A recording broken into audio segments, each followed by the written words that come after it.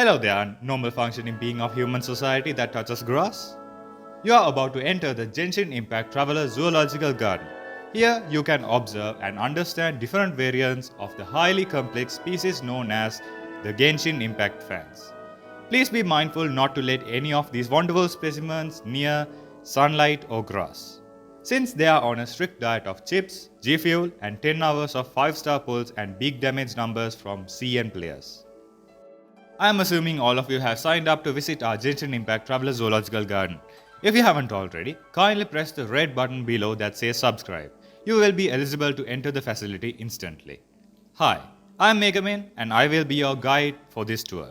Please feel free to ask any question down in the comment section. There are some experimental records salvaged from the post-Genshin apocalypse in 2020 of beings known as the Gacha fans. After this event, some of these species evolved and mutated with the prehistoric species known as the casual gamers to create the new breed called the Genshin fans. It is also widely speculated that these species evolved from the now rapidly multiplying species known as the anime fans. These creatures have adapted and ingrained into the anime fan society that they are almost indistinguishable from the casual otaku. So here's our first specimen, the filthy casual.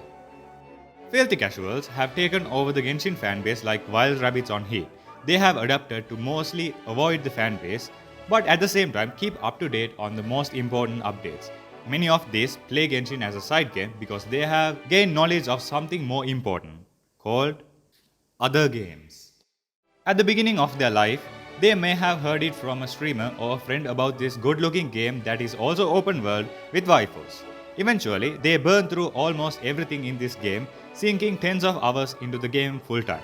Now realizing there is nothing much to do, and a thing called real-life responsibilities like surviving has eaten up their time, they play the game to chill and is hibernating until the next patch drops, which will give the same exploration feeling they felt at the beginning. Most of these species know how the basic game mechanics are done, but when they get murdered in the abyss, they may refer to YouTubers who says words like ICD and CV, making them stuck in a loop where enjoying a date with Ningguang and mixing tea for Primogems sounds like words from heaven. A trait also shared by the free-to-play. Free-to-play are on a voyage to find every single Primogem in the entire universe of Genshin Impact, and will stop at nothing. These species were rare according to recovered data, but due to unknown reasons, there is a sudden outbreak of them. It is speculated that this is due to the lack of unprotected mom's credit cards in the modern era. They are hard to find, but if you search closely, can be found all over the place.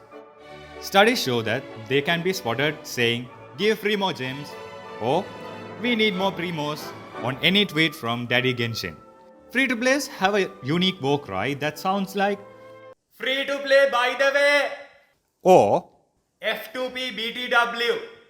Whenever they want to find a fight, they do this. And it is advised that they may be stoned to death if you hear this war cry in the wild. They will always be there at any web event or stream searching for new Primogem codes, saving for their next favorite character that eventually cock them with Chi-Chi. Hence stuck in a perpetual loop of saving till the heat death of the universe. Moving on, we are met with the mortal enemies of the free-to-players, the Sea Lords. These species are further categorized into subcategories according to the number of body parts they have sold to get their next waifu to C6 and R5 signature weapon. In this post-Genshin Apocalypse era, the most commonly known of the Sea Lords, the Mighty Whale, has been power crept by the Leviathans and the Poseidons. It's still a mystery where the Sea Lords get their enormous wealth, but it is widely speculated that they turn the seawater itself into money in order to spend it on a character. Sea Lords are able to do ungodly amount of damage by throwing money at the problem, hence the rivalry between them and the free-to-plays. The species that lie in the middle ground between these two are dolphins and the goldfish, which brings us to the collectors.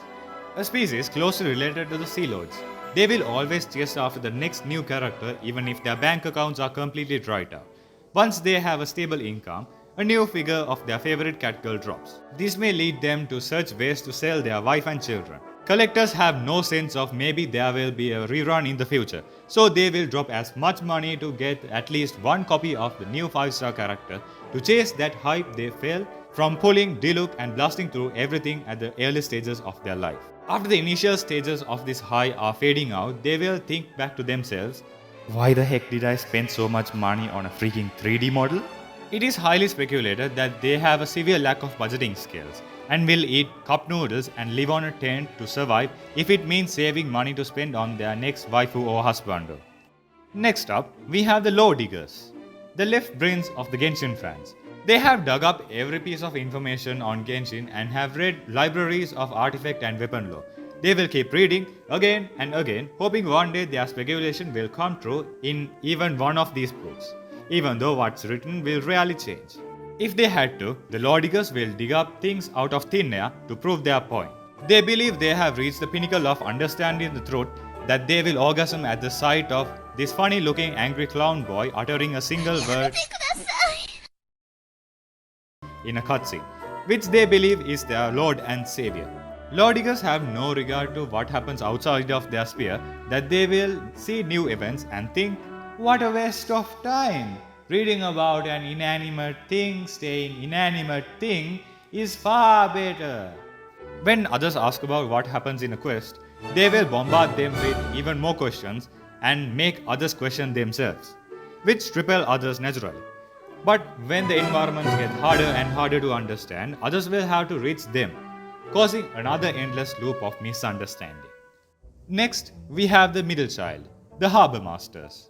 Harbour Masters care about only one thing: shipping any two characters in a 10-foot radius. Although they have managed to never release a ship out into the ocean correctly, nor have gotten into a ship themselves, they will keep on making more and more until there is no space left in the harbour. Inability to do so for an extended period of time will dissolve them into amoeba that lives in the harbour. It is believed that these species evolved from the species called the Fujoshi. Due to the evolution, the Fujo gene that reside only in female species of anime fans have now adapted inside some male species of Genshin fans. Early records of these species rising up can be dated back to the first time they heard Diluc and Jean talking about their pet turtle, and fully complete their metamorphosis when they understand what the crux stands for. It is advised not to let any of these species near you, since the new variant have a gene that sends them on a rampage whenever someone mentions their ship is just a headcanon. We are about to enter the area where the most dangerous species of Genshin fans reside. Be warned, enter with caution, and conduct social distancing of at least 10 meters. We have the infamous leakers. Leakers will leak everything regardless of the consequence. From characters to their addresses to credit card information, all will have no chance of getting past the leakers. It is believed that every Genshin fan has the LeakerGen gene inside of them, but it will only activate when the LeakerGen virus activates the dormant LeakerGen gene. Once the leakers with the beta variant of the gene spreads the virus, others will pick up the virus and start showing symptoms of leaking everything. Chief holdovers have tried eradicating the virus a few times in the past, but the virus has risen its head over and over again. Hence the reason why it's quarantined from every other species here. Last but not least, we have the artists. These are the species that have the most exposure to the public through fan art and cosplay pictures shared around the internet. Thus, they are speculated to be attached to their drawing tablets and can be considered cyborgs themselves. Cosplayers, on the other hand, will dissolve into a goop of makeup and hairspray when they reach their natural habitat after a long day of photoshoots. In modern times, instead of cosplaying and drawing as a hobby, artists and cosplayers have found a new career stream through their passion. It only takes them to form a dedicated fan base around them and use platforms like Patreon, Twitch, or OnlyFans to earn a living. Research shows NSFW art will yield the most results, and good luck my dudes doing cosplay as a career. This brings us to the conclusion of our Genshin Impact Traveler Zoological Garden. It is advised you keep your distance when communicating with these wonderful species. And if found in public, contact the nearest disease prevention center so they may be taken in, quarantined, and released into their natural habitats, or destroyed before unwanted viral infections spread through your neighborhood. Have a wonderful rest of your day. Hope you guys enjoyed the video. When I usually take a break of 1 or 2 weeks, either I am sick, on a trip, or working on a new style video like this one. If you've been a fan of AniTubers for a while, you might have figured out where I draw inspiration from. It's from none other than the Anime Zone Gigak's ultimate guidebook to anime fans. I've been a Gigak fan for about 4 years now. I don't remember the exact time, but the spiky hair Gigak profile picture was there. If I'm not mistaken, this video is the second video I watched on his channel. And he kinda became one of my role models after that. So I guess this video is like me showing my respects for his work in my own way. If you enjoyed the video, hit the like button, check out my other videos and smash that subscribe button. Remember, you are not allowed to take this video seriously at all. If you do, you are an idiot. And also leave your thoughts in the comments. As always, thanks for watching and until next time, let your imaginations run wild.